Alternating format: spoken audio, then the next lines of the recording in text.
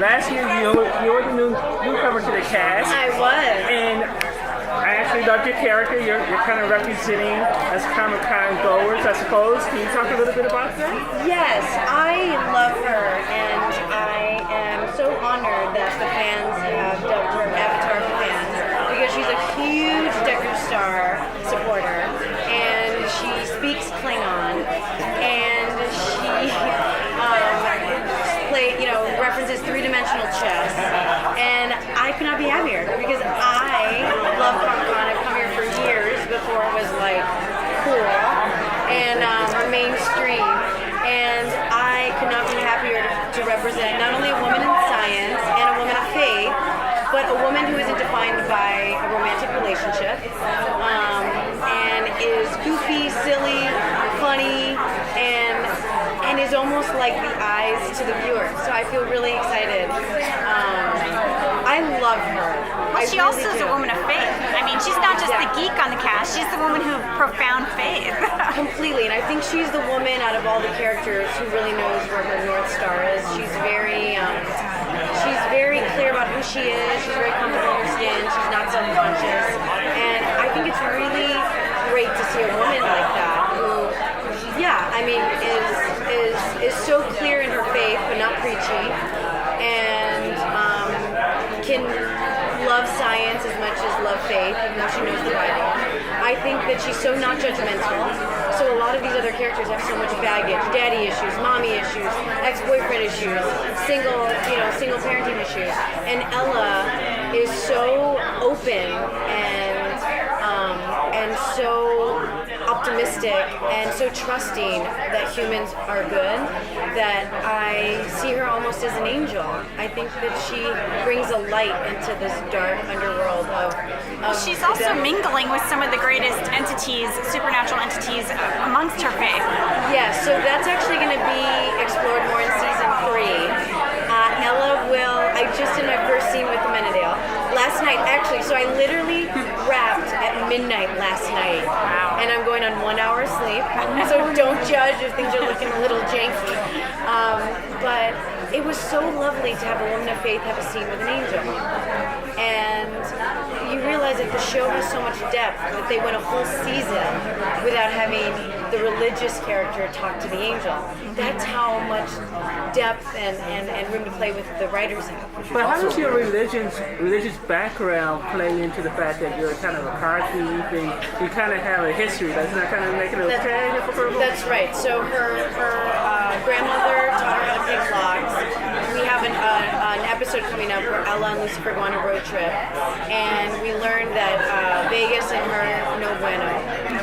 She may or may not have an addiction, or used to have an addiction, let's say, and she's not all one color palette. And I think what we're going to explore this season is how did she go from being in Detroit, growing up in Detroit, humble beginnings with poverty. So we reference that in the next season. You know, she comes from poverty. She has 4 brothers. She obviously has a brother who already met who is a criminal. And so how did she go from growing up in Detroit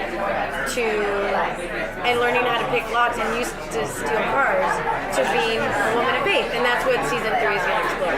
Also really fun. Oh, thank you. I do. I started with George Lopez.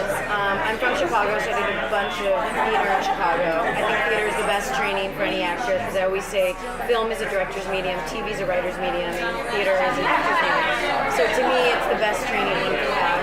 And I love that they write to her funny.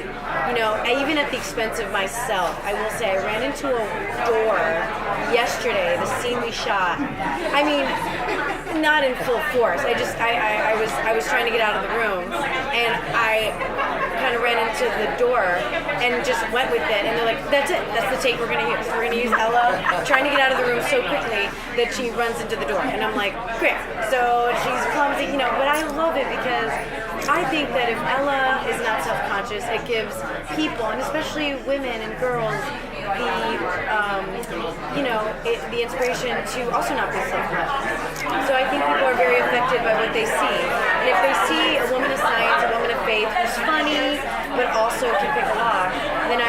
think that they'll be like, well, I can do it too.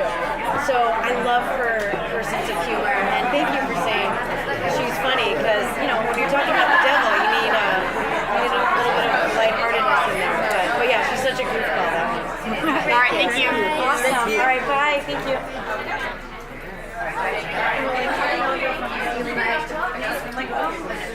Hi. So we heard, of course, that you broke some really cool casting news during the panel. Yes, I will be cameoing in episode 301. Very excited because I have a wonderful arc. So the new villain in town is being played by Tom Welling. So let's talk about that. Strong The word. villain is a very strong word. I would So say how would you call it? Antagonist, hero in his own story.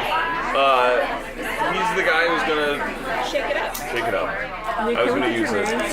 What's that? Can we get your names? Oh, Joe Henderson. Ildy, Modrovich. So yeah, it's the fun of it is like everyone in the precinct gets along pretty well now. Like Dan and Lucifer have a sort of understanding. Chloe and Lucifer, well, they're always gonna have their problems, but ultimately they're a team.